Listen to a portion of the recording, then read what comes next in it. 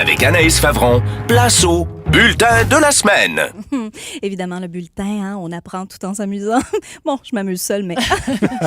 Je ne sais pas si vous vous souvenez de la campagne de publicité de Mahé Paiement, « Allaiter, c'est glamour ». Vous vous rappelez? Ah, on la oui. voyait là, allaiter sa fille en robe de gala. Eh bien, Mahé peut aller se rhabiller, car Stéphane Bellavance est dans la place et il n'y a pas de place pour deux shérifs dans cette ville. On l'écoute. Ah, j'ai pas sorti mon bac de recyclage. Mais je l'ai sorti en veston puis tout. Ça m'a fait rire. Là, vous vous dites probablement, mais quel mal y a-t-il à sortir le recyclage en habit de gala? Ben, aucun, mais ça m'amène à vous parler de la réalité de la vie et du jugement. C'est pas parce qu'on est nommé dans un gala de prix du public qu'on doit pas faire aussi ses tâches quotidiennes. Hein?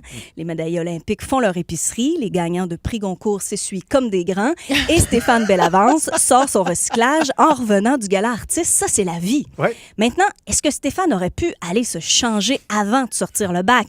Peut-être, mais le risque d'oublier une fois dans la maison est grand. Et de toute façon, c'est quoi une tenue de recyclage? Hein?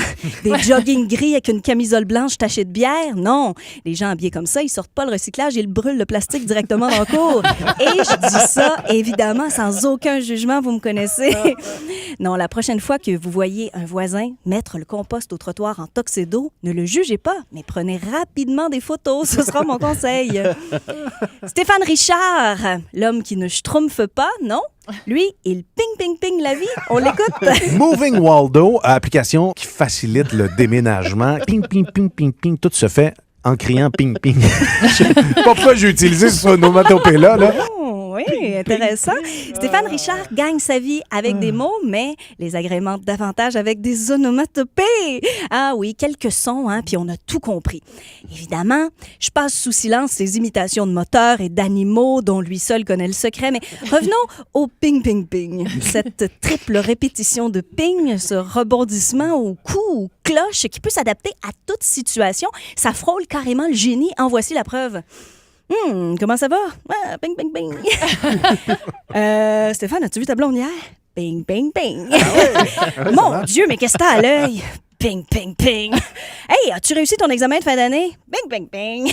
Ce ping, que dis-je? Ce ping, au nom diantre, ce ping, saura-t-il sauver le monde de son problème de communication? Non, bien sûr, quand même pas. Mais moi, ça m'a amusé beaucoup et je tenais à vous en parler. Évidemment, moi aussi, je vis ce bulletin avec vous et je vous entends dire, voyons, Anaïs, t'es donc bien fine aujourd'hui. Non, mais attendez, il reste Valérie, un de mes personnages de radio préférés avec son conjoint Michel. Mais qu'ont-ils fait cette semaine? Écoutons-les. Moi, cette année, l'extérieur est prêt. Michel est très fier parce qu'on a clenché les voisins. Oh, Oui. ça brasse à Lorraine, les amis. Michel et Valérie se sont rapidement mis à nettoyer la cour pour être les premiers à pouvoir recevoir à l'extérieur. Parce que, évidemment, comme tout le monde sait, quelques feuilles mortes par terre, ça vous annule un barbecue dans le temps de le dire. Mais c'est tellement important d'être le premier à avoir fait sa cour parce que ça permet de gagner l'été. Oui, tout le monde essayait d'arrêter. Valérie et Michel ont déjà gagné l'été. Meilleure chance l'an prochain. Ou, mon petit conseil, essayez-vous à l'automne. Il y a toujours moins de moins de gens qui participent. Mais bon, on n'est pas surpris non plus. Je vous rappelle que Valérie est ce genre de femme qui sort son bac de compost vide juste pour pas que les voisins pensent qu'elle le sort pas. Ce qui m'amène à lui faire une confidence, Valérie. Oui, en ondes, je pense qu'il est temps que quelqu'un de l'équipe te le dise. Okay. Dans le bureau du patron, un petit peu avant Pâques, pendant que tu étais à Miami en vacances, on a eu une idée. Les deux Stéphane, Geneviève Dempsey et moi, et on voulait aller décorer ta maison pendant que tu n'étais pas là, sous le thème de la honte de Pâques. On voulait mettre du mauve, du jaune, des boucles, des œufs géants, des trucs gonflables. Ouais. On voulait te faire honte. On voulait qu'il y ait des plaintes de ta municipalité. On voulait qu'à ton arrivée de l'aéroport, tu arrives devant chez vous puis que tu sois en furie rouge Bourgogne.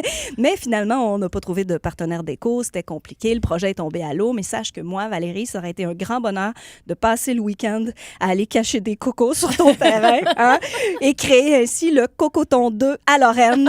C'était votre bulletin de la semaine. Bravo, merci. Anaïs. Merci. On ne peut rien te cacher. C'est incroyable quand même.